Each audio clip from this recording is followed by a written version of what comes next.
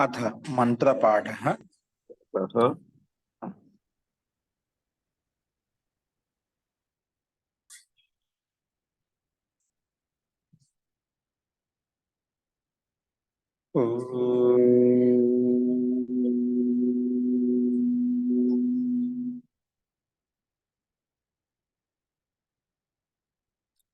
सहनाववतु सहनौ भुनक्तु सह वीर्यं करवावहै तेजस्विनावधीतमस्तु मा विद्विषावहै। ओम शांति शांति शांति।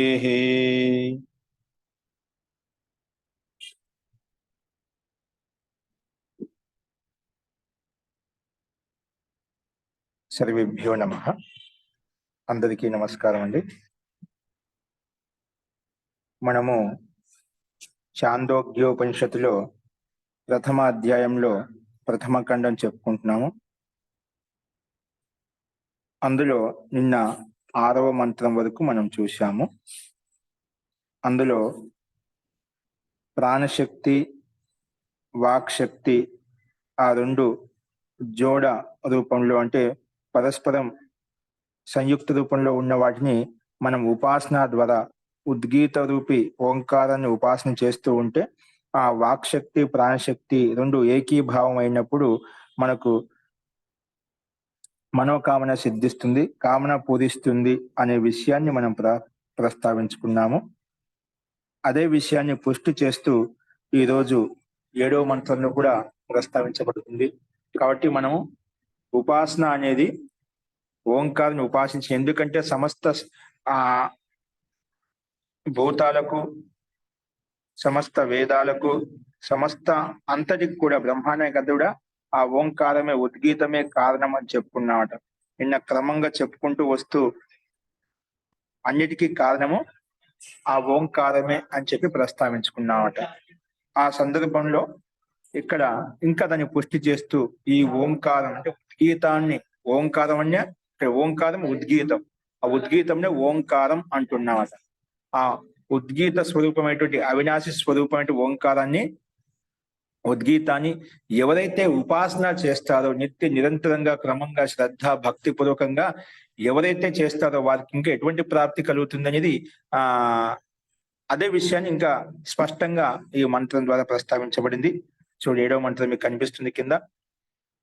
ఆపాయిత వై కామానాం భవతి, ఆపాయిత వై కామానాం భవతి య ఏతద్ ఏవం విద్వాన్ అక్షరం ఉద్గీతం ఉపాస్తే. స్పష్టంగా ఉంది ఇక్కడ. య ఏతద్ ఏవం, ఎవరైతే ఏవం విద్వాన్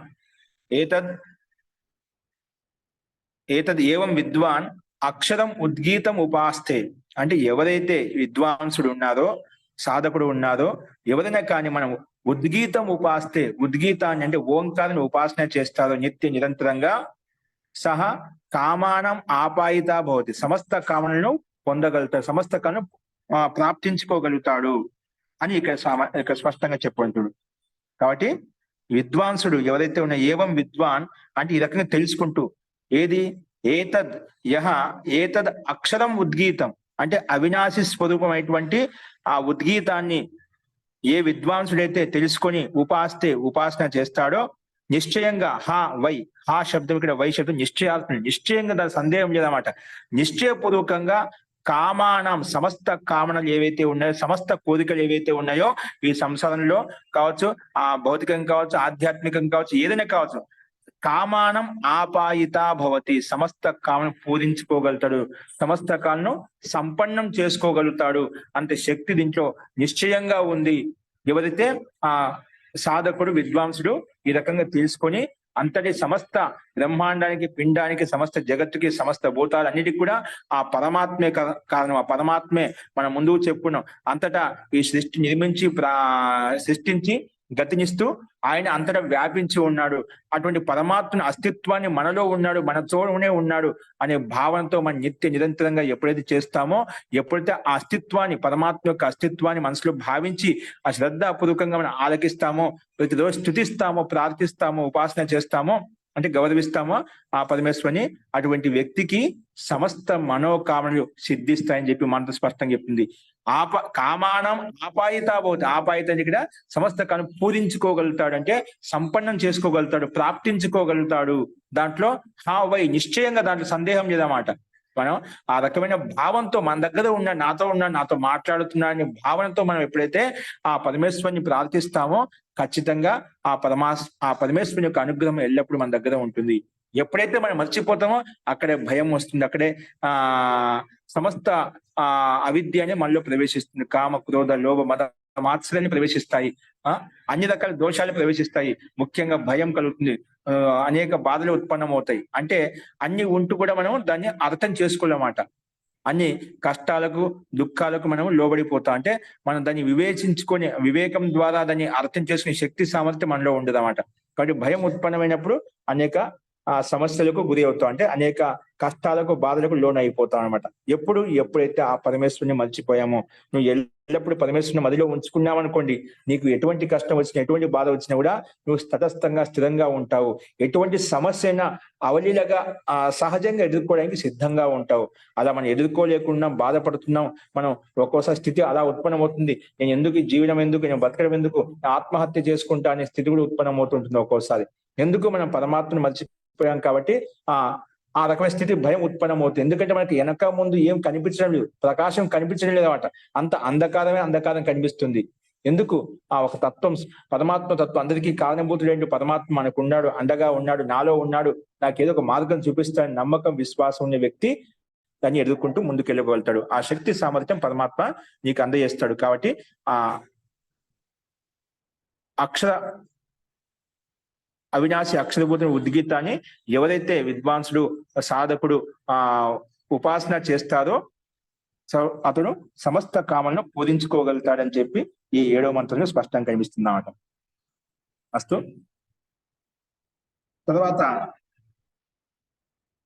మళ్ళీ ఏమంటుందా అంటే 8వ మంత్రంలో ఇక మనకు जो विद्वान इस प्रकार इस उद्गीत रूप अक्षर की उपासना करता है, ఏ విద్వాంసుడైతే ఈ రకంగా ఉద్గీత రూపమైనటువంటి అక్షరం, అవినాశి అక్షర స్వరూప బ్రహ్మను ఉపాసన చేస్తారో అతడు సంపూర్ణ కామనావంకి ప్రాప్తి కరానే వాళ్ళ హోతాయి. ఆ పరమాత్మ సంపూర్ణ మనోకామను సిద్ధింప చేయడానికి, ప్రాప్తి చేయడానికి నీకు ఆ శక్తిని ఇస్తాడు. ప్రాప్తి కరానే వాళ్ళే హోతాయి. ఎవరు? ఆ పరమాత్మ, ఆ విద్వాంసుడు మనోకామను సిద్ధింప చేస్తాడు అని ఇక్కడ స్పష్టంగా మనకు చెప్పబడింది అన్నమాట. నెక్స్ట్ చూడండి, 8వ మంత్రంలో ఏమంటున్నామంటే తద్వా ఏతద్ అనుజాక్షరం, తద్వా ఏతద్ అనుజ్ఞా అక్షరం యద్ది కించ అనుజానాతి ఓం ఇత్యేవ తద్ ఆహ ఏషో ఏవ సమృద్ధి యద్ అనుజ్ఞా సమర్థయితా వై కామానాం భవతి య ఏతద్ ఏవం విద్వాన్ అక్షరం ఉద్గీతం ఉపాస్తే.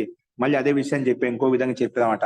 అంటే మనం ఎందుకంటే ఓంకారం యొక్క ఉపాసన చేయడం వల్ల ఎటువంటి మనోకామన సిద్ధిస్తుందనే విధానికి కొంచెం విశేష వ్యాఖ్యానం చేసుకుంటున్నామట. కాబట్టి అదే వ్యాఖ్యానం కాబట్టి ఇంకా ఎక్కడ అంటే ఈ ఓంకారం అనేది అనుజాక్షరం అన్నమాట. తద్వా ఏతద్ అనుజ్ఞ అక్షరం, ఇది అంటే అనుజ్ఞ, ఏమైనా మనకు అనుజ్ఞ ఇచ్చినప్పుడు, ఏదైనా ఆదేశం ఇచ్చినప్పుడు దాన్ని ఓం అని చెప్పి స్వీకరిస్తామట. ఏమైనా ఏం చెప్పినా ఓం అంటే అలాగే అండి, సరే అండి, అంగీకరించడం అట. అంటే అనుజాక్షరం అట, అంటే అంగీకరించబడుతున్నామట. ఈ ఓంకారం అనేది అనుజాక్షరం అని చెప్పి చెప్పబడిందన్నమాట. ఎందుకంటే నిశ్చయంగా ఈ ఓంకార అక్షరం అయితే ఉందో అనుజ్ఞ అంటే అనుమతిక సూచక్, అంటే అనుమతి ఇస్తున్నాడు. అనుమతి ఇచ్చినప్పుడు ఏమన్నా ఏమవుతుంది? ఓం అంటామంట. మనకు అనుమతి ఇచ్చామనుకోండి, ఓం అలాగే అండి చెప్తాం కదా, అలాగా అనుమతి అని సూచిస్తున్నామట. అంటే అనుమతి సూచించే అక్షరం అంట. ఏది? ఈ ఓం అనేది, ఓం అక్షరం అనేది, ఉద్గీతం అనేది. అలాగే యత్ హి కించ, ఎవరైతే మనుషులు అనుజానాతి అంటే ఎవరైనా మనసు తెలుసుకున్నప్పుడు ఏమైనా ఒక విషయం తెలుసుకున్నాం అనుకోండి, ఆ విషయం నాకు అర్థమైనది ఓం, నాకు అర్థమని చెప్పి ఓం అనే అక్షరం ద్వారా మనం స్వీకరిస్తాము, ఓం అనే పదాన్ని ఉపయోగిస్తాము.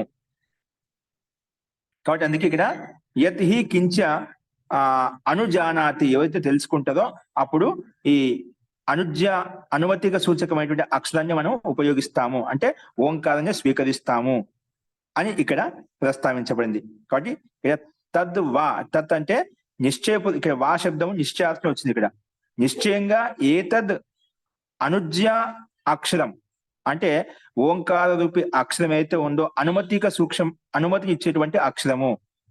అందుకే ఎవరికి ఇచ్చేటువంటి అక్షరం అంటే యత్ హి కించ అనుజానితి, ఎవరైతే ఈ తత్వాన్ని యథార్థం తెలుసుకుంటారో వాళ్ళకి తెలుసుకునే వ్యక్తి అనుమతి ప్రదానం చేస్తామట. అప్పుడు మన అనుమతి ప్రదానం చేసినప్పుడు మనకని శ్రేష్ఠులు ఎవరైతే ఉన్నారో అప్పుడు సూచించినప్పుడు ఏం చేస్తాం, మనం ఓం అనే అక్షరం ద్వారానే స్వీకృతి ప్రదానం చేస్తాం అనమాట. అందుకే ఇక్కడ అనుజానాతి, అనుమతి దేతాహే, అనుమతి ఇస్తారు ఎవరైతే వారు ఈ రకంగా ఓంకార అక్షరాన్ని స్వీకరిస్తారు. అలాగే తదా ఓం ఇత్యేవ తద్ ఆహా అని ఓం అక్షరాన్ని మనం అక్కడ అంగీకరిస్తాం. ఇంకేం చెప్తున్నా అంటే ఓం తదా ఓం ఇత్యేవ ఆహా, అప్పుడు ఓంకార పదాన్ని మనం ఉపయోగిస్తాం చెప్పుకున్నాం. తర్వాత ఏమంటున్నా అంటే ఏష ఉ ఏవ, ఏష ఉ ఏవ, ఏషో ఏవ ఉంది కదా, ఏష ఉ ఏవ, ఏష ప్లస్ ఊ రెండింటి మధ్య గుణసంధి చేసాం అంటే ఓ అయిపోయింది. ఊ అనేది నీకు నిశ్చయార్థం వచ్చిందన్నమాట. ఇంక ఈ ఓంకారం అనేది, ఈ ఓంకారమే నిశ్చయంగా సమృద్ధి, నీలో సమృద్ధి కలగాలంటే, నీలో ఐశ్వర్యం తీసుకుని రావాలంటే ఈ సమృద్ధి సూచకమైనది, అంటే సమృద్ధిని ఇచ్చేటువంటిది, ఐశ్వర్యం ఇచ్చేటువంటిది ఈ ఓంకారము. నువ్వు నిరంతరంగా ఉపాసన చేస్తుంటే ఇది సమృద్ధిని, పరమ ఐశ్వర్యాన్ని నీలో కలగజేస్తుంది. అందుకే ఇక్కడ ఏషో ఏవ సమృద్ధి అంటే ఈ ఓంకారమే సమృద్ధిని ఇచ్చేటువంటిది, సమృద్ధిని ఉత్పన్నం చేస్తుంది నీలో, అంటే సమస్త ఐశ్వర్యకు అందజేస్తుంది. అందుకే పరమ ఐశ్వర్యప్రదమైనటువంటి యద్ అనుజ్య, అయ్యి అనుమతి ఇస్తున్నావట. అంటే నువ్వు ఈ రకంగా చేయి, ఆ రకంగా సూచిస్తున్నావట. నువ్వు ఈ రకంగా అనుజ్యను పాటించావంటే, ఆచరించావంటే ఈ సమస్త సమృద్ధి ఐశ్వర్యం నీకు కలుగజేస్తాను అనే భావంతో ఇక్కడ ఈ మంత్రం చెప్తున్నావట. యద్ అనుజ్య, ఈ అనుజ్యను ఎవరైతే స్వీకరించి అదే విధంగా ఉపాసన చేస్తారో సమృద్ధి సూచకమైందంటే సమృద్ధిని నీకు కలగజేస్తుంది. అలాగే సమర్థయిత నీలో సామర్థ్యాన్ని పెంచుతున్నమాట, అంటే వృద్ధి చేస్తున్నమాట. ఇంకా నీలో సామర్థ్యం ఏదైతే ఉందో, సమర్థయిత అంటే ఈ సంపూర్ణంగా నీలో ఉన్నటువంటి మనోకామలు ఏవైతే ఉన్నాయో, నీలో విజ్ఞానం ఏదైతే ఉందో దాన్ని వృద్ధి చేస్తుంది. అన్నిటి కూడా వృద్ధి చేస్తున్నావు. ఏ క్షేత్రంలో ఉన్నావో, ఏ క్రియా క్షేత్రంలో పనిచేస్తున్నావో అన్ని క్షేత్రాల్లో కూడా జ్ఞాన విషయంలో కావచ్చు, భౌతిక కర్మ విషయంలో కావచ్చు, అన్ని రంగాల్లో ఏ వృత్తి ధర్మంలో ఉన్నో అక్కడ నిన్ను వృద్ధి చేస్తుంది, నీ సామర్థ్యాన్ని పెంచుతుంది అన్నమాట. అందుకే సమర్థయితాహ వై కామానాం భవతి, సమస్త కామాలను నీలో ఏవైతే ఉన్నాయో ఆ విజ్ఞానం ఏవైతే ఉందో వాటిని వృద్ధి చేస్తుంది, పెంపొందింపజేస్తుంది. అందుకే ఇక్కడ సమర్థయిత భవతి అని చెప్పుకున్నాం.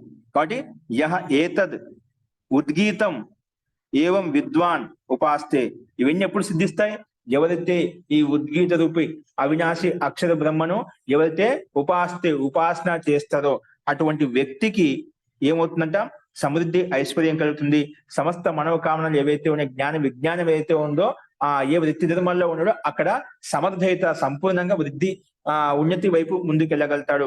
అలాగే ఇక్కడ ఎక్కడైనా ఎవరైనా ఈ ఓంకారాన్ని ఉపయోగించి మనము అనుమతి ఇస్తున్నారంటే మనకు అక్కడ ఆ సందర్భంలో కూడా ఓం అనే పదంతోనే మనం స్వీకృతి ప్రదానం చేస్తున్నాము. ఏదైనా మనకు తెలుసుకున్నామంటే, ఒక విషయాన్ని అర్థం చేసుకున్నామంటే ఓం పదంతోనే మనం అంగీకరిస్తాము.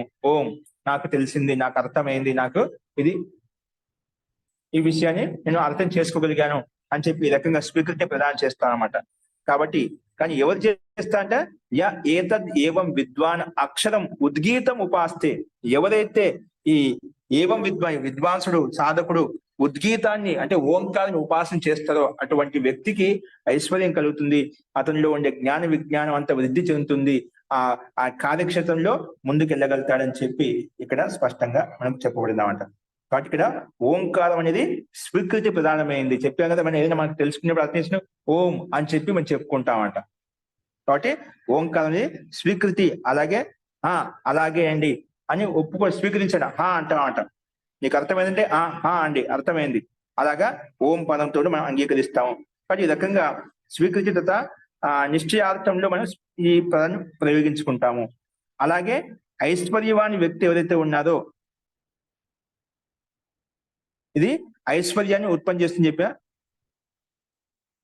కాబట్టి ఐశ్వర్యవాని వ్యక్తి అంటే ఇప్పుడు ఈరోజు ఆ ఓంకారం ఉద్గీతం అనేది ఐశ్వర్యంతో యుక్తమై ఉంది. అంటే ఆ పరమాత్మ ఐశ్వర్యంతో యుక్తమై ఉన్నాడు, సమస్త సామర్థ్యంతో యుక్తమై ఉన్నాడు. కాబట్టి ఐశ్వర్యవాని వ్యక్తికి సాన్నిధ్యంలో సామీప్యంలో ఉంటూ మనం ఉపాసన చేస్తున్నాం కాబట్టి ఐశ్వర్యవాన్ అని చెప్పి ఇక్కడ మనం సమర్థయిత అని చెప్పాం, సమృద్ధి అని చెప్పామంట.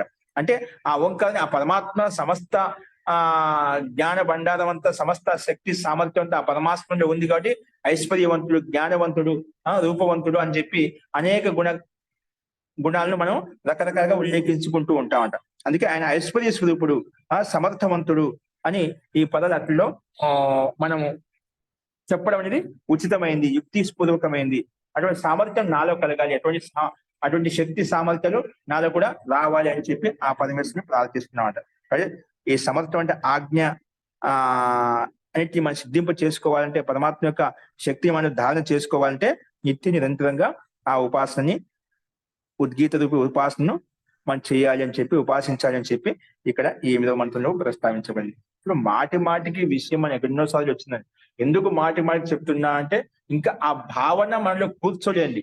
రోజు వింటున్నాం పరమాత్మ పరమాత్మ అంటున్నాం, కానీ పరమాత్మ యొక్క అస్తిత్వం నాలో ఉన్నాడు, మనలో ఒకటిగా ఉన్న, మన కుటుంబంలో ఒక సభ్యుడు మనతో ఉన్నా అంటే ఎలా ఉంటుందని ఒక భయం ఉంటుందామంట. మనకంటే పెద్దవాళ్ళు ఉన్నా అంటే, ఒక వ్యవస్థలో అయినా, ఒక సంస్థలో అయినా, ఒక కళాశాలలో అయినా, ఒక స్కూల్లో అయినా ఒక పెద్ద అధికారి ఉన్నాడంటే ఏమవుతుంది, అధికారయుక్తం పురుషుడు ఉన్నా అంటే ఒక భయయుక్తంగా ఉంటామంట. అలాగా మనలో ఆ పరమాత్మ ఉన్నాడంటే ఒక వ్యవస్థితంగా ఉంటాము, సక్రమంగా ఉంటాం, ఒక క్రమశిక్షణలో ఉంటాం.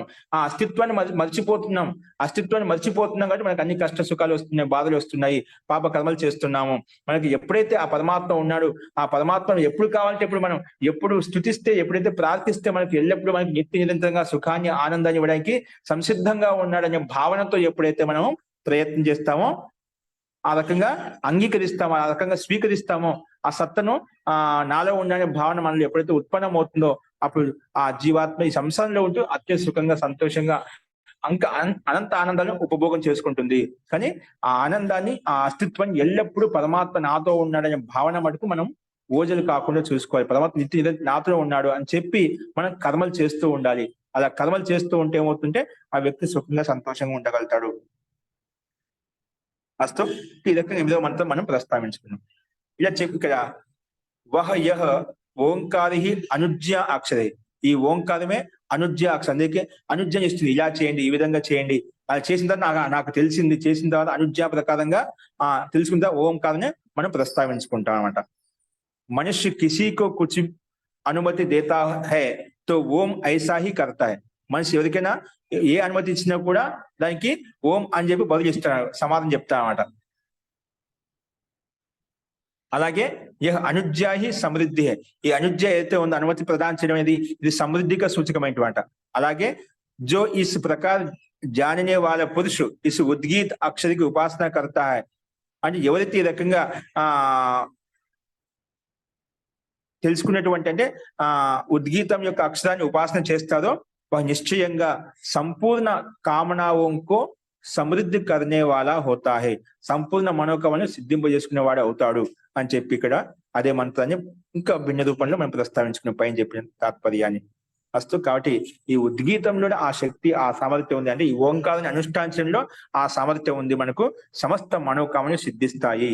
ఆ రకమైన స్థితి మనం ఉత్పన్నం చేసుకోవాలి. ఆ శక్తి, ఆ యోగ్యత, ఆ వివేకం మనలో ఆ పరమాత్మ కలిగజేస్తాడు.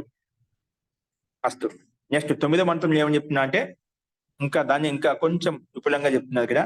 తేన ఇయం త్రయీ విద్య వర్తతే, తేన అంటే ఆ ఓంకారం ద్వారానే, తేన ఇయం తేనేయం త్రయీ విద్య వర్తతే, ఓం ఇతి ఆశ్రావయతి, ఓం ఇతి సంశతి, ఓం ఇతి ఉద్గాయతి ఏతస్య ఏవ అక్షరస్య అపచిత్యై మహిమ్నా రసేన ఏతస్య అపచిత్యై మహిమ్న రసేన. అంటే ఇది ఆ పరమాత్మ యొక్క రసం, బ్రహ్మాండ రసం అంటాం కదా, అలాగా. చూడు ఏమంటున్నా అంటే తేన ఇయం త్రయీ విద్య వర్తతే. తేన అంటే తాత్పర్యము అంటే ఆ ఓంకారం తోటే, ఇయం ఆ ఓంకారం తోటే అంటే ఉద్గీతం తోటే, త్రయీ విద్య అంటే 3 విద్యలు, తేన 3 విద్యలు ఉత్పన్నమవుతాయంట. అంటే 3 విద్యలు ఇందులోనే ఉన్నాయంట. ఓంకారం అంటే పరమేశ్వరులో ఉన్నాయి కదా సమస్త విద్యలు కూడా. అంటే ఇక్కడ ఓంకారం అంటే ఉద్గీతం అంటే ఆ పరమేశ్వరుడు అనమాట. అందుకే తేన ఆ ఓంకారం తోటి త్రయీ విద్య వర్తితాయి, 3 విద్యలు ఉన్నాయి. ఏంటివి? రిక్ యజు సామ. ఈ త్రయీ విద్య అంటే రిక్ యజు సామ, ఋగ్వేదం యజుర్వేదం సమేదం సమస్త వేదాలు ఇందులో ఉన్నాయి. నిజంగా మన సంస్కారం అనాది జన్మాంతర సంస్కారం ఉంటుంది. మనం యథార్థంగా శ్రద్ధ భక్తి పూర్వకంగా ఓంకారం యొక్క ఉపాసన సిద్ధింప చేసుకున్నామంటే ఈ త్రయ విద్యలు మనలో ఉత్పన్నమవుతాయి. ఆ సంస్కారం మనలో ఒకేసారి ఉత్పన్నమవుతుంది. ఆ జ్ఞానం మనలో ప్రస్ఫుటిస్తుంది, అభివ్యక్తం అవుతున్నాం అంట. ఆ జ్ఞాన స్థితిలో, ఆ సమాధి స్థితిలో, ఆ ధ్యాన స్థితిలో అనమాట. ఆ స్థితి మనం ఉత్పన్నం చేసుకోవాలి. మన మనసు తేలికగా చేసుకున్నప్పుడు ఆ సమస్త విద్యలు ఏవైతే ఉన్నాయో ఇలా అనాయాసంగా అవన్నీ ప్రకటీభూతం అవుతాయన్నమాట. ఆ శక్తిని మనం పెంపొందించుకునే శక్తి మన చేతుల్లో ఉందన్నమాట. అస్తు. అందుకే త్రయీ విద్యా వర్తితే అని చెప్పుకున్నాము. 3 విద్యలు ఉన్నాయి కాబట్టి ఓం ఇది సంసతి, అలాగే ఓం ఇది ఆశ్రావయతి అంటే ఓంకాన్ని మనం శ్రవిస్తూ ఉంటాం. ఓం ఇది సంసతి, ఓం ఇది అనే పదాన్ని స్తుతిస్తూ ఉంటాం, అంటే దాన్ని వింటూ ఉంటాం, దాన్ని స్తుతిస్తూ ఉంటాం అంట. ఓం ఇది ఆశ్రావయతి, ఓం ఇది శంసతి. ఆ ఓంకారం ఎల్లప్పుడు స్తుతిస్తూ ఉంటాం. అని చాలా మంది ఓం ఓం అని చెప్పి, ఓం నమ శివాయ అని చెప్పి రకరకాలుగా స్తుతిస్తూ ఉంటారు. బస్సుల్లో ఎక్కడ పోయినా కూడా జపమాల తీసుకొని ఆ ఓంకారాన్ని జపిస్తూ ఉంటారు. అలాగే ఒక్కోరు ఇదే పదాన్ని జపిస్తూ ఉంటాం అంటే నిరంతరంగా అదే పనులు లీనమై ఉంటది అన్నమాట. అది ప్రకారంలో ఒకరు ఓం తీసుకుంటారు, ఇంకొక పదాన్ని తీసుకుంటారు. అలాగా ఈ రోజులో పదాలు చాలా అన్ని రకరకాలుగా వచ్చాయన్నమాట. కానీ యథార్థమైన పదాన్ని తీసుకొని మనం అదే భావంతో ఓతప్రోతమైనప్పుడు మనకు ఆ శక్తి అనేది, ఆ సామర్థ్యం త్వరగా మనకు సిద్ధిస్తుంది. అస్తు. అలాగే ఓం ఇది ఉద్గాయతి. ఈ ఓంకారాన్ని ఉద్గాన రూపంలో, సామగాన రూపంలో మనం ఉచ్చరిస్తాము. ఎందుకంటే ఆ ఓంకారానికి ఆ శక్తి ఉంది. ఓంకారాన్ని మనం ఉద్గాన రూపంలో మనం ఉచ్చస్వరంతో పలకగలుగుతాం. మిగిలిన అక్షరాలను ఓంకారం కాకుండా మిగిలిన అక్షరాలు, ఈ అక్షరం కూడా అలా ఉచ్చస్వరం ఏ విధంగా ఓంకారం చెప్తా అలాగా ఉచ్చరించలేము. అందుకే ఓం ఇది ఉద్గాయతి అని చెప్పి ఇక్కడ ఈ రకంగా ప్రస్తావించబడింది అన్నమాట. ఈ ఓంకారాన్ని ఉద్గాన రూపంలో మనం చెప్పగలుగుతాము. కాబట్టి ఏతస్య ఏవ అక్షరస్య, ఈ అక్షరాన్ని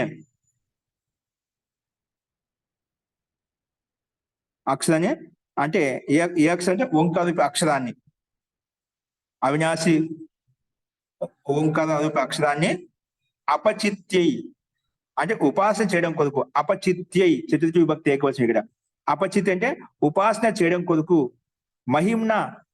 మహిమతోటి, రసేన అంటే ఆ పరమాత్మ యొక్క రస కృపా కటాక్షం చేత పరమాత్మ రసాన్ని, ఆనందాన్ని, అనుభూతిని పొందవచ్చు అని చెప్పి ఇక్కడ ఈ రకంగా ప్రస్తావించబడింది.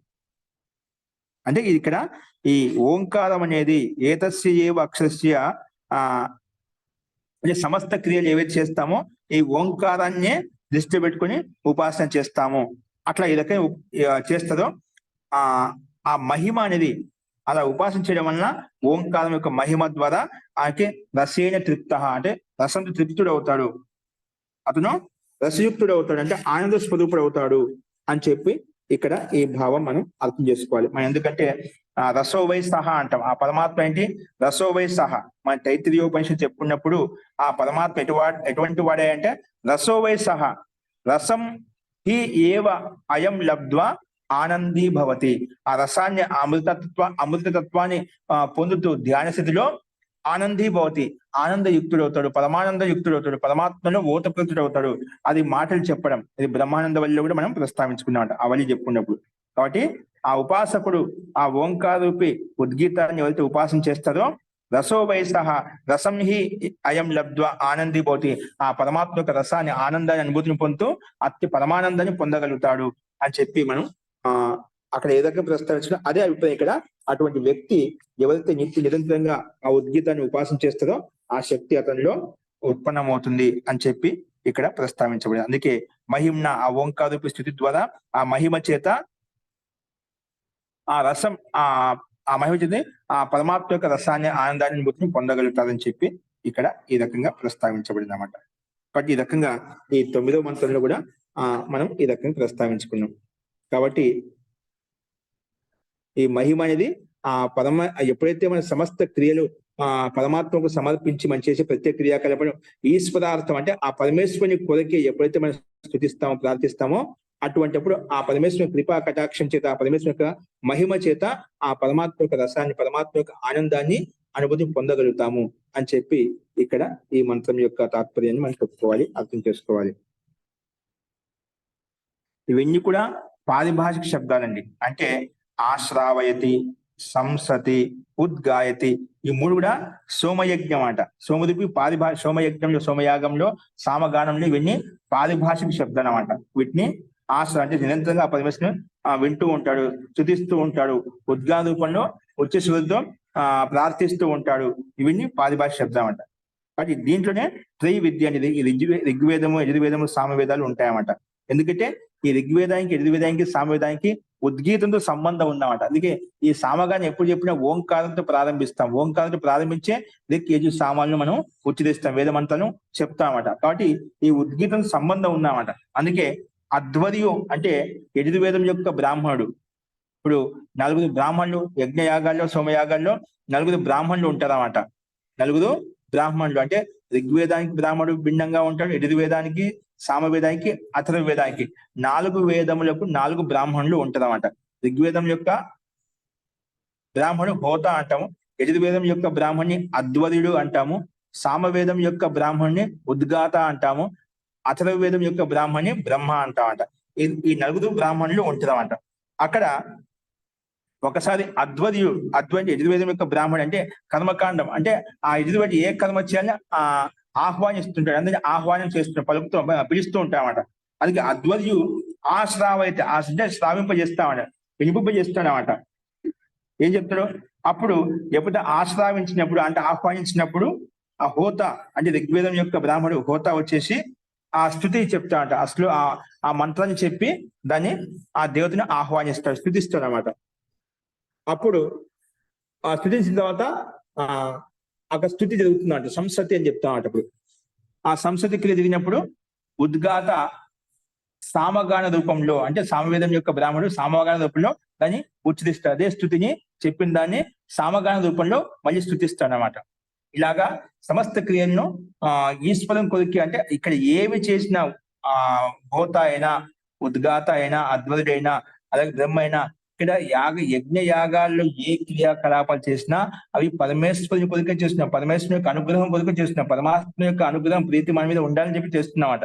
అందుకే ప్రత్యేక క్రియాకలాపాలు కూడా ఆ పరమాత్మ సాక్షిగా పెట్టుకొని చేస్తాం. మనం ఏం చేసినా కూడా ఏదో మనం లౌకిక కర్మల కోసం కాదు, కానీ దాని అంతరార్థంలో ఖచ్చితంగా నిశ్చయంగా ఆ పరమాత్మ యొక్క సాన్నిధ్యం, పరమాత్మ యొక్క ప్రాప్తి కొరికే ఉంటుంది.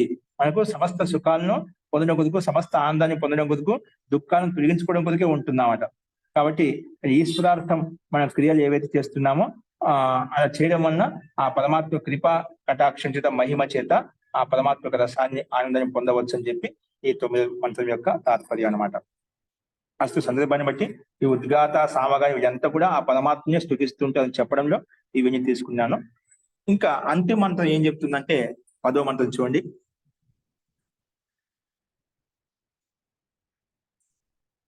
చూడు ఇక్కడ కూడా హిందీలో ఏమిచ్చారంటే ఉస్ అక్షర సేహి యహ త్రయ విద్యా ప్రవృత్తి హోతీ హే.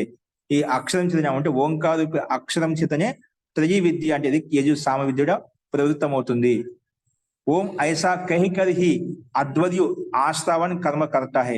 ఓంకారాన్ని చెప్పే అధ్వర్యు కూడా అంటే యజుర్వేదం యొక్క బ్రాహ్మణుడు కూడా ఆశ్రావణ కర్మ కర్త హే అంటే వీళ్ళు ఆహ్వానించే కర్మ చేస్తాడనమాట.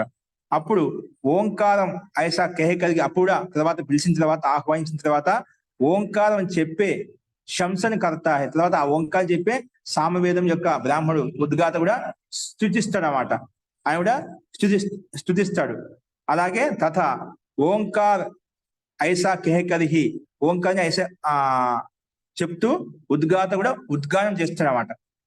అక్కడ ఆహ్వానించిన తర్వాత కర్మ కూడా అక్కడ స్థుతిస్తాడు అనమాట. ఏ విధంగా అద్వతి స్థుతించిన తర్వాత ఉద్గాత కూడా దాన్ని ఉద్గాన రూపంలో, గాన రూపంలో స్థుతిస్తాడు. ఇస్ అక్షరికి పూజకి లియే, ఈ అక్షరికి పూజకి లియే అంటే ఈ ఓంకార రూపి ఉద్గీతం యొక్క పూజ కొరకే సంపూర్ణ వైదిక కర్మ హే.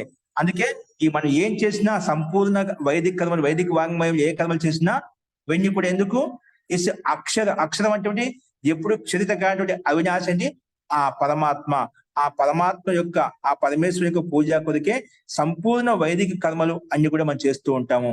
అందుకే ఇసికి మహిమ और रस के द्वारा सब कर्म प्रवृत्त होते हैं. అందుకే ఆ పరమాత్మ యొక్క మహిమ ద్వారానే, ఆ పరమాత్మ యొక్క రసం ద్వారానే అంటే ఆనందం ద్వారానే సమస్త కర్మలు మనం చేస్తూ ఉంటాం, సమస్త కర్మలు ప్రవృత్తం అవుతూ ఉంటాము. కాబట్టి ఆ పరమాత్మ యొక్క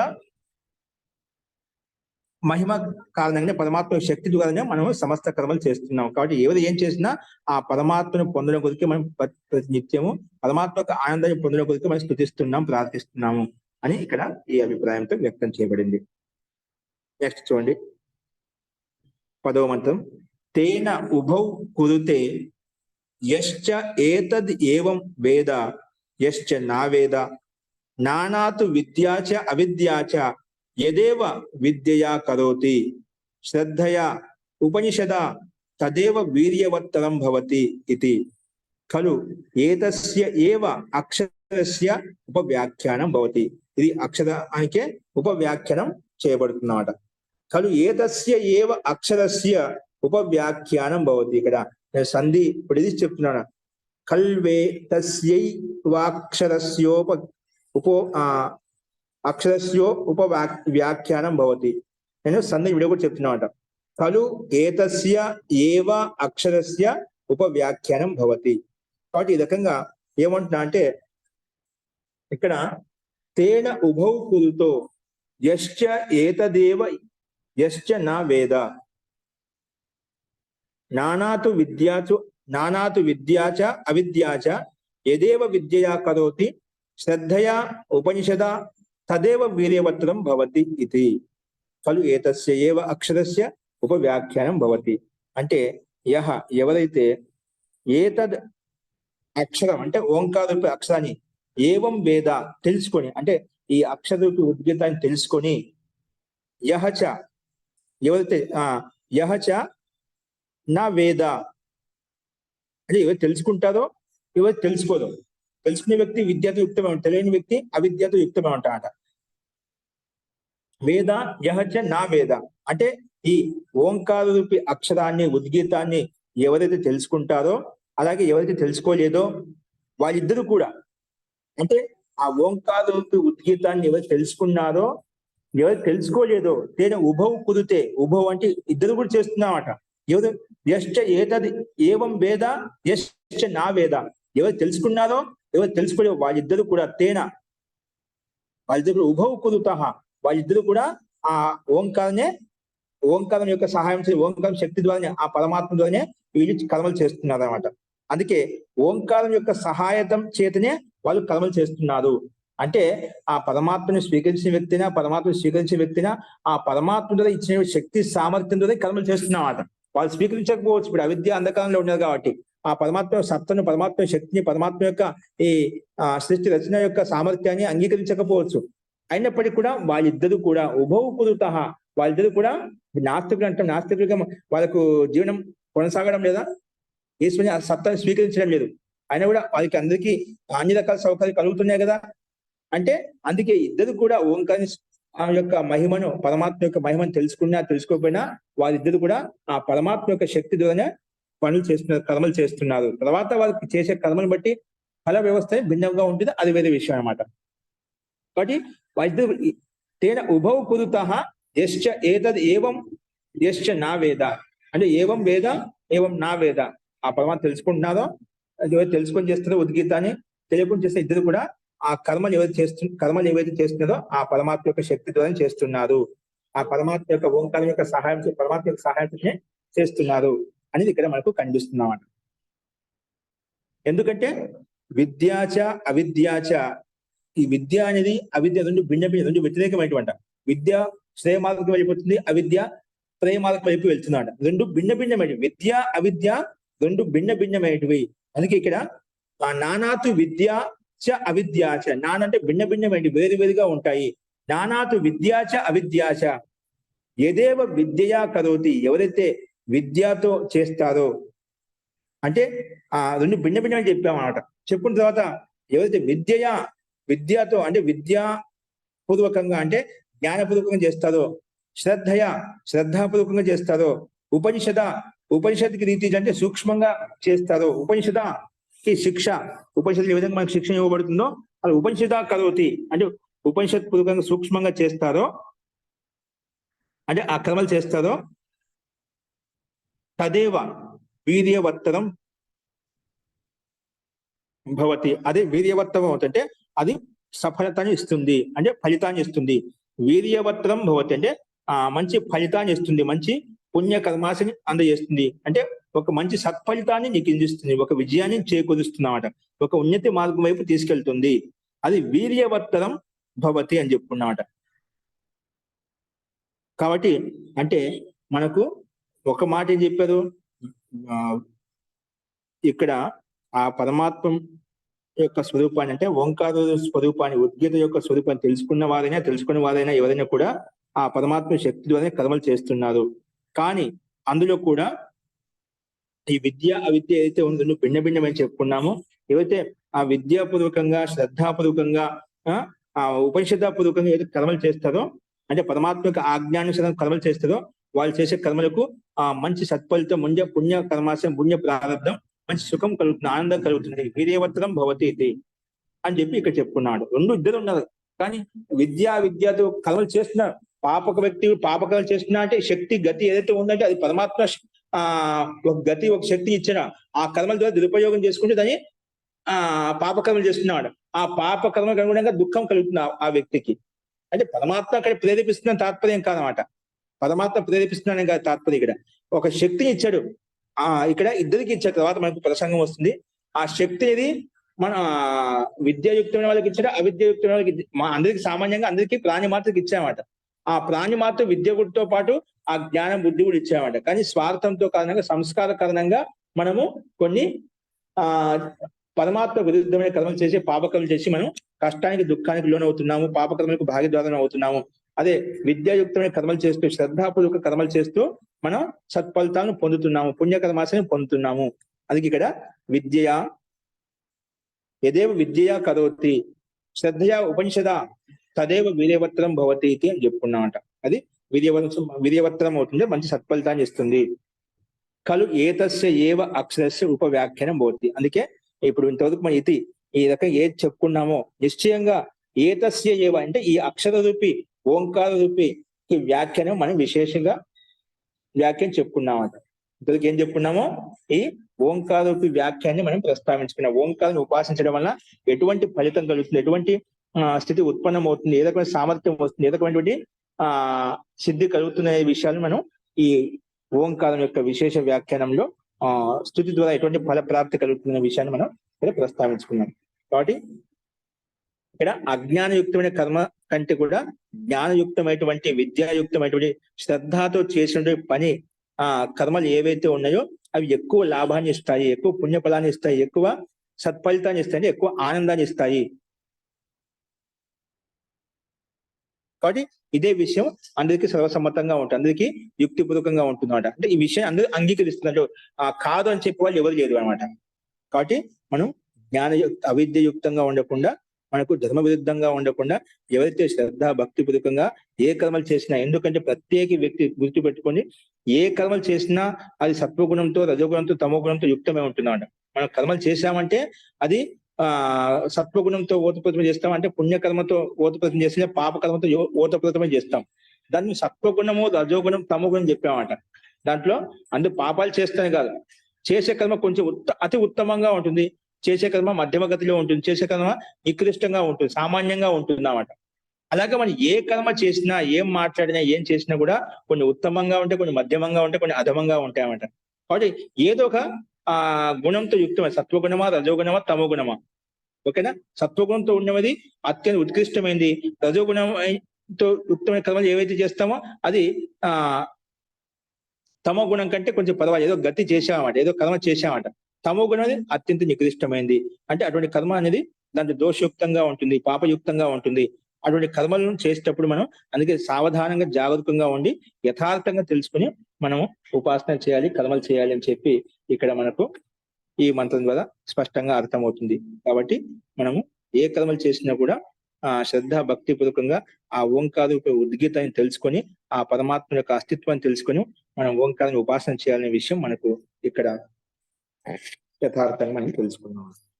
అస్తు ఇందులో ఈ రకంగా ఇది ప్రథమ ఖండం ఇక్కడ పరిసమాప్తం అవుతుంది. ఇక్కడ చూడండి అర్థంలో జో ఇస్ అక్షరుకో ఇస్ ప్రకార్ జాంతా హై అంటే ఈ అక్షరాన్ని అంటే ఓంకార ఉద్గీతాన్ని ఈ రకంగా తెలుసుకుంటారో, ఆవరు జో నహి జాంతా హై అని తెలుసుకోలేదో, వే దోనం వాళ్ళిద్దరూ కూడా వే దోనం హి ఉస్కే ద్వారా కర్మ కలుతాయి అంటే ఆ పరమాత్మ కర్మలు చేస్తారు. చేయడం మటుకు ఆ పరమాత్మ ఇచ్చిన శక్తి సామర్థ్యం ద్వారా మనం కర్మలు చేస్తున్నారు అనమాట.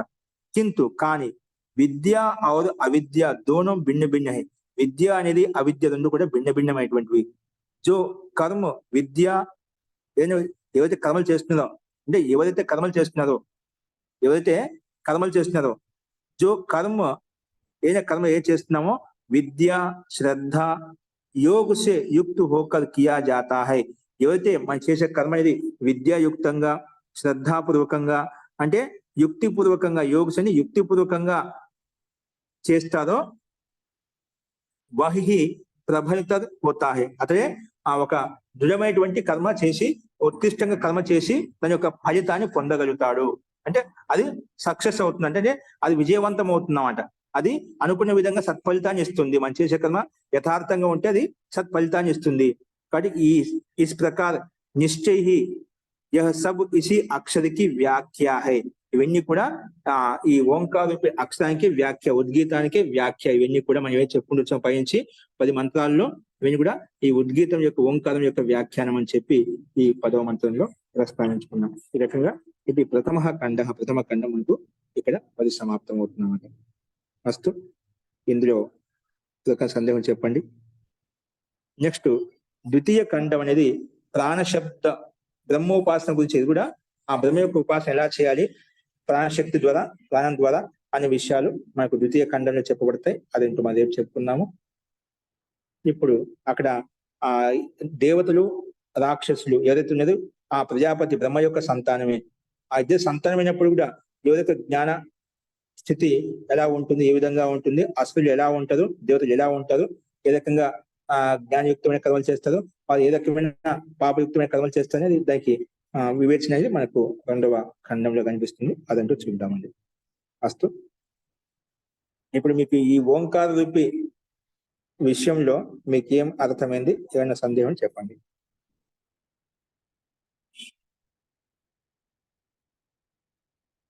కాబట్టి ఒకటి మనకు గుర్తుపెట్టుకుని ఏంటంటే మనకు ముందుగా మనకు యోగ దర్శనంలో మాటి మాటికి సమాధి పాదం అంతా అదే విధంగా చెప్పబడింది, మిగతా కూడా సాధన పాదన కూడా అదే విధంగా చెప్పబడింది అన్నమాట. మనము ఏదో ఒక బిందువు మీద అంటే దాంట్లో ఏదో బిందు తీసుకున్న పరమాత్మ యొక్క బిందు తీసుకున్న పరమాత్మ యొక్క నిజనామం ముఖ్యమైనటువంటి ఓంకారాన్ని, ఎందుకంటే ఓంకారం ప్రతి ఒక్కరు ఉచ్చరించగలుగుతారు. గుంగ వ్యక్తి కూడా అంటే ఆ మాట దాని వ్యక్తి కూడా ఆ వ్యక్తి ఆ ధ్వని ద్వారా చెప్పగలుగుతామట, సామాన్య ధ్వని చెప్పగలుగుతాం అంటే ఓంకారం ఉచ్చరించగలుగుతామట. మిగిలిన శబ్దాలకు ఆ శక్తి లేదన్నమాట. కాబట్టి ఆ శక్తి రాదు కూడా. కాబట్టి ఈ ఓంకారాన్ని ఆ పరమాత్మ యొక్క ఓం అంటే రక్షకుడు అంటే రక్షించేవాడు. కాబట్టి ఆ పరమాత్మ యొక్క సత్తాన్ని తెలుసుకొని ఈ ఓంకారాన్ని స్తుతించడం వలన మనకు ముఖ్యంగా ఈ లౌకిక జీవనం ఏదైతే ఉందో ఆ లౌకిక జీవనాన్ని మనం మార్చుకోవచ్చు. ముందు వర్తమాన జీవనం ఏదైతే ఉందో మనము వర్తమాన జీవనం ఏవైతే కష్ట సుఖాలు అనుభవిస్తున్నామో వాటిని ఎదుర్కోవాలి. ముందు మన వర్తమాన సుఖంగా సంతోషంగా లేకుండా పరమాత్మను సాన్నిధ్యంలో కూర్చొని ఎలా ఉపాసన చేయగలుగుతాం? వర్తమాన సంతోషంగా ఆనందంగా ఉంటే మనం చేసే కర్మలు వ్యవస్థితంగా ఉంటే మనకు మనసు స్థిరంగా నిలకడగా ఉంటుందన్నమాట. మనం వర్తమాన జీవితం సరిగా లేదు, అస్తవ్యస్తంగా ఉంది, మనం తినే ఆహార పానీయాలు సరిగా లేవు. అటువంటిప్పుడు వ్యక్తికి రజోగుణం తమోగుణంతో యుక్తమై ఉంటాం కాబట్టి ఆ పరమాత్మ పట్ల శ్రద్ధ రుచి ఉత్పన్నం కాదు. కూర్చుని ఏదో బలవంతం కూర్చుంటాగా ఏదో మొండికే కూర్చున్నట్టు ఉంటుందన్నమాట. కానీ మన ఒక స్వాభావికమైన ప్రవృత్తి కలగాలి. నేను ఏదో ధ్యానం చేయాలంటే ఉత్సాహం కలగాలి, నేను ఏదో ధ్యానం కూర్చోవాలి, ఏదో గంట కూర్చోవాలి, ఈ రకంగా కూర్చోవాలి, పరమాత్మ యొక్క ఆనందానుభూతి పొందాలి అనే భావంతో కూర్చోవాలి. నేను మనసు స్థిరంగా నిలబెట్టుకోగలగాలి, ఆ నిలబెట్టినప్పుడు కలిగే ఆనందం ఏదో నేను అనుభూతిని పొందాలి అనే నమ్మకం విశ్వాసం ఆ పరమాత్మ దగ్గరికి వెళ్తే ఎలా ఉంటుంది, నేను పరమాత్మ ఇష్టమైన వ్యక్తులతో కలిసి ఎలా ఉంటుంది, అలాంటి ఉత్సాహం మనలో కావాలి. ఒక ఇష్టమైన వ్యక్తిని ప్రేమైన వ్యక్తిని కలవడానికి వెళ్తే ఎంత ఆనందంగా ఉంటుంది. అది ఊహించుకొని ఎంతో ఆనందపడతామంట. అది కలిస్తే ఇంకా ఎంతో ఆనందం ఇస్తుంది. అలాగే నీ ధ్యానంలో కూర్చుంటా అంటే నీకు అలాంటి ప్రేరణ కలగాలన్నమాట. ఆ ఉత్సాహం కలగాలి. అది ఎప్పుడు కలుగుతుంది? మనం చేసే కర్మ శ్రద్ధ భక్తి పూర్వకంగా ఉంటేనే అది ఉత్పన్నమవుతుంది. ఖచ్చితంగా ఉత్పన్నమవుతుంది. కానీ మన మీద మనకు నమ్మకం ఉండాలి. పరమాత్మ ఎక్కడో లేదని చెప్పారా? మన హృదయాకాశంలో ఉన్నాడు. మన హృదయంలో ఉండి మనం స్తుతిస్తున్నాం, ప్రార్థిస్తున్నాం. నువ్వు ఆ రకంగా చేస్తే ఎందుకు పలకడు? ఖచ్చితంగా పరమాత్మ పలుకుతాడు. మన మీద విశ్వాసం, మన మీద నమ్మకం ఉండాలి. ఖచ్చితంగా కలుస్తాడు. పరమాత్మకు ఆనందాన్ని ఇస్తాడు. ఏ రోజు ఆనందం ఆ రోజే. మనం ఏదో కర్మ చేస్తే ఆ రోజు ఫలితం ఏ విధంగా వస్తుందో నువ్వు ఆ రోజు చేసి ఆ పరమాత్మ ఆనందాన్ని అందజేస్తాడు. కానీ మనకు మన నమ్మకం ఉండాలి. ఈ రోజు ధ్యానంకి వచ్చి పరమాత్మ యొక్క శాంత స్థితి ఎలా ఉంటుంది, ఆ పరమానంద స్థితి ఎలా ఉంటుంది, ఆనందం కలిగినప్పుడు నాలో ఉండే ఆలోచన నిరుద్ధం చేసినప్పుడు ఆ మానసిక స్థితి ఎలా ఉంటుంది, ఆ ఆ మనం అత్యంత శాంత స్థితి ఎలా ఉంటుంది అనేది మనము ఆ నమ్మకం ద్వారా మన పరమేశ్వరుని పట్ల మనం స్థుతించినప్పుడు ఏమవుతుందంటే ఆ స్థితి అనుభూతిని ఏ రోజు కర్మ ద్వారా ఆ రోజు మనం ఆ అనుభూతిని పొందవచ్చు అనమాట. ఒక్కసారి అలా అంటే అనుభూతిని పొందామంటే నువ్వు చెప్పకుండా నువ్వు అన్ని కర్మలు వదిలిపెట్టి ఆ టైంకి నువ్వు వ్యవస్థితం చేసుకుని అన్ని చేసుకోగలుగుతావు అంట. అంటే ఆ ధ్యానం చేయడానికి ఉత్సాహం కలుగుతుంది. కానీ ఇవన్నీ స్థితి ఉత్పన్నం కావాలంటే మనం దైనందిన క్రియాకలాపాలు ఏవైతే చేస్తున్నామో అవి ధర్మబద్ధంగా ఉండాలి, న్యాయబద్ధంగా ఉండాలి. ఎందుకు పొద్దు నుంచి ఉదయం సాయంత్రం వరకు కర్మలు చేస్తున్నాం, అస్తవ్యస్తంగా ఉన్నాం, అన్యాయంగా ఉన్నాం, అధర్మంగా ఉన్నాం, హింసిస్తున్నాం, బాధపడుతున్నాం. ఇటువంటి కర్మలు చేసి మనం సాయంత్రం వచ్చిన ధ్యానంలో కూర్చుంటా అంటే ఏమవుతుంది? నీకు మనసు సహకరించదు, వాతావరణం సహకరించదు అన్నమాట. ఎందుకంటే ఈ మనసు అంతా చాంచల్యంతో, రజోగుణంతో, తమోగుణంతో యుక్తమై ఉంది, ఓతప్రోతమై ఉంది, పాపంతో యుక్తమై ఉంది, మాలిన్యంతో యుక్తమై ఉంది. అటువంటి వ్యక్తికి ఆ స్థితి ఉత్పన్నం కాదు. కాబట్టి మనం చేసేటువంటి దైనందిక క్రియాకలాపాలు కూడా మన ఉపాసన మీద ప్రభావం చూపుతాయన్నమాట. కాబట్టి మనం నిరంతరంగా ధర్మబద్ధంగానే ఉండటానికి, ధర్మబద్ధంగానే కర్మలు చేయడానికి మనము ప్రయత్నం చేస్తూ ఉండాలి. మనం ఏ కర్మలు చేసినా కూడా వ్యవస్థితంగా ధర్మబద్ధంగా న్యాయపూర్వకంగానే ఉండాలన్నమాట. అలా చేస్తూ ఉంటేనా మనకు జీవిత సుఖము సంతోషం కలుగుతాయి. లేదా అధర్మపూర్వకంగా నేను సుఖంగా సంతోషంగా ఉన్నా అధర్మ చేయాల్సి వస్తుందని చెప్పి అధర్మ చేయాల్సిన అవసరం లేదు. ఏదైనా కర్తవ్య కర్మలు చేయడానికి అధర్మపూర్వకంగా అధర్మపూర్వకంగా నా జీవనం కొనసాగుతుందా అని అనుకోవద్దు ఎప్పుడు కూడా. ధర్మబద్ధంగా వ్యక్తి సంతోషంగా ఉంటాడు. అధర్మబద్ధంగా ఏది కొనసాగించినా కూడా అది కొంతకాలం బాగానే ఉంటుంది, తర్వాత సమూలంగా నష్టం చేస్తుంది, వినాశం చేస్తుంది. కాబట్టి మనం ఆ ధర్మపూర్వకంగా న్యాయపూర్వకమైన జీవనం కొనసాగించడానికి, జీవనం ముందు తీసుకెళ్ళడానికి ప్రయత్నం చేయాలి. అటువంటి కర్మలు చేయడానికి, అటువంటి వ్యాపారం చేయడానికి, అటువంటి వృత్తిని ఆచరించడానికి మనం ప్రయత్నం చేయాలి. అధర్మంగా వచ్చినట్టు ఉంటుంది, పక్క వాళ్ళని చూస్తూ ఉంటాం, కానీ ఒక్కరోజు సన్మూలంగా నష్టం చేస్తుంది. ఏదో ఒక వ్యాధి వస్తుంది, ఒక క్యాన్సర్ వస్తుంది, ఏంటంటే ఏదో ఒక రూపంగా వచ్చి అది మొత్తం నేను తినేస్తున్నామాట. అన్ని ఉన్నా కూడా ఏం తినలేవు నువ్వు. అన్ని ఉన్నా కూడా ఎంతో మంది డబ్బు ఉన్న వాళ్ళు, కోట్లు ఉన్న వాళ్ళు ఉన్నారు. అన్ని ఉన్నాయి, కానీ ఎన్ని ఉన్నా కూడా శరీరాన్ని మనం కొనలేము, అంటే ఆరోగ్యాన్ని తీసుకోలేము. అంటే దాన్ని ఎన్ని పెట్టినా రాదనమాట, అన్ని అనుభవించలేమట. ఎందుకు అటువంటి జీవితం? ఎందుకు? ఎన్ని కోట్లు ఉంటే ఎన్ని లక్షలు ఉంటే మనం సరిగా మన శరీరం యొక్క ఇంద్రియాలతో ఉపభోగం చేసుకోలేకపోతే ఎందుకు అటువంటి జీవితం? మనకు ఎన్ని లక్షలు ఉంటే ఏమవుతుంది? కాబట్టి మనశ్శాంతి కావాలి. మనకు ఉన్నటువంటి ఆ పరమాత్మ శక్తి సామర్థ్యాన్ని వినియోగించుకోవాలి. ఆ ఇంద్రియాల యొక్క సుఖాన్ని అనుభవించాలి అంటేనా మనము యథార్థంగా ధర్మబద్ధమైన జీవనం కొనసాగించినప్పుడే మనం జీవితంలో సుఖంగా సంతోషంగా ఉంటాము. ఎందుకంటే సుఖస్య మూలం ధర్మ. సుఖంగా ఉండాలి, ధర్మమే కారణం. ధర్మబద్ధంగా జీవనం కొనసాగించినప్పుడే మనకు ఆనందానుభూతి కలుగుతుంది. అది ఇంకా అటువంటి ధర్మబద్ధంలో ఉండాలి అంటే నిత్యం ఈ ఓంకార ఉద్గీతను ఉపాసన చేసుకుంటే మన మనసు మన సాత్వికంగా మన ఆధీనంలో ఉంటుంది. అంటే ఎల్లప్పుడూ సాత్వికమైన కర్మలు చేయడానికే ఒక బుద్ధిని ఉత్పన్నం చేస్తుంది. అటువంటి బుద్ధిని ఉత్పన్నం చేయాలంటే ప్రతి నిత్యము ఈ ఓంకార ఉద్గీతాన్ని ఉపాసించండి. నమ్మకంతో, శ్రద్ధతో ఉపాసన చేయండి. ఖచ్చితంగా నీకు ఆ రోజే ఆ అనుభూతి కలుగుతుంది. నేను వృద్ధావస్థలో ఉన్నాను, నేను మహిళను, నేను పాపాత్మను, నేను ఇట్లా అలా అని చెప్పి మీరు గతంలో ఏమున్నా వదిలేసి ఇప్పుడు ఈ సమయంలో, ఈ వర్తమాన సమయంలో పరమాత్మకు నేను అంకితమయ్యాము అనే భావంతో చాలా మందికి గతం చేసిన అన్ని కర్మలు గుర్తు చేసుకొని నేను చేయగలుగుతానా, నేను కూర్చోగలుగుతానా, నేను పరమాత్మకు అనుగ్రహాన్ని పొందగలుగుతానా సందేహం వద్దు. నువ్వు గతంలో ఏం చేశావో భవిష్యత్తులో ఏం చేస్తావు అది వేరే విషయం. భవిష్యత్తు గురించి మనం చేస్తాం. అది గతంలో ఏం చేసావు వదిలేసాను. వర్తమానంలో ఇప్పుడు నేను అంకితమయ్యాను, ఆ కర్మకు ఫలితం ఉంటున్నాడు. గతాన్ని చూసుకోవద్దు. ఈ వర్తమాన కర్మను బాగా యథార్థంగా చేసుకుంటుంటే గతంలో జరిగిపోయిన కర్మను కూడా మనం మార్చుకోవచ్చు. దాన్ని మార్చుకొని దాన్ని యొక్క శక్తిని న్యూనం చేసుకోవచ్చు మనము. అది నీ వర్తమానంలో ఉండే పురుషార్థం మీద ఉంటుంది. కాబట్టి నేను మహిళని చెప్పి, నేను వృద్ధురాలని చెప్పి, నేను కూర్చోలేకుండా, నేను చేయలేకున్నాను, నా మనసు కలగడం లేదని చెప్పి అలా మీ మీద అవిశ్వాసం వద్దు, మీ మీద నీకు నాస్తిక్యం వద్దామంట. మీ మీద నమ్మకం అనేది ఎల్లప్పుడూ ఉండాలన్నమాట. మీ మీద నీకు నమ్మకం ఉంటే దానికి అవస్థ పని పరమాత్మ యొక్క సాన్నిధ్యాన్ని పొందడానికి దానికి అవస్థ అనేది అడ్డు రాదు మనకు. మీ మీద మీకు శ్రద్ధ భక్తి ఉంటేనా వృద్ధులైనా పిల్లలైనా మహిళలైనా పెద్దవాళ్ళైనా ప్రతి ఒక్కరు కూడా చేయవచ్చు, యువకులైనా చేయవచ్చు. చాలా మంది యువకులు కూడా చేయొచ్చు. యువకులు అంటే ఇప్పుడు ఈ అవస్థ అంతా యువావస్థ అంతా మనకు వేరే కర్మలు చేయడానికి అనుకుంటుంటాం. ఎవరు ఏ కర్మలు చేసినా ఒక గంట మనం ఒక అర్ధగంట మన పరమాత్మను ఉపాసన చేయడం అనేది, పరమాత్మ తెలుసుకునేది, అది వాళ్ళ యొక్క వర్తమానంలో ఉండే జీవితానికి ఒక బంగారు బాటగా ముందు తీసుకెళ్ళడానికి సహాయపడుతున్నాం. ఒక గంట అర్ధగంట మన పరమాత్మ శుద్ధించుకొని మనం ఏ కర్మలు చేసినా అవి విధివత్తరంగా ఉంటాయి. అంటే అవి సక్రమంగా చేసుకోగలుగుతాం. సక్రమంగా పనులు చేయడం వల్ల మన జీవితం సుఖమయంగా ఉంటుంది. కాబట్టి మన జీవితం, మన సుఖం, మన ఆనందం మన చేతుల్లో ఉంది. మనం ఎలా జరుగుతే, ఎలా తీసుకెళ్తే అలా అన్నమాట. అస్తు.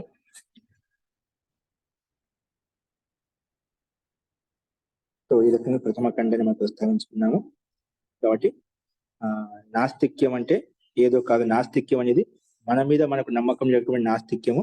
కాబట్టి మన మీద మన నమ్మకంతో ఏ కర్మ చేసినా, నమ్మకపూర్వకం చేసినామంటే ఖచ్చితంగా ఆ కర్మ సిద్ధిస్తుంది. ఆ కర్మ మీరు సిద్ధింపు చేసుకుంటారని ఆశిస్తూ ఫస్ట్ ఈ పాఠాన్ని ఇక్కడ విరమించుకున్నామండి. శాంతి పాఠ.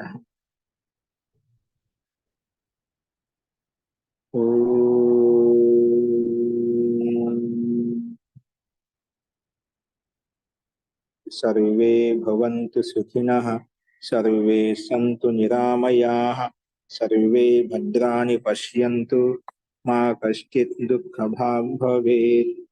ఓం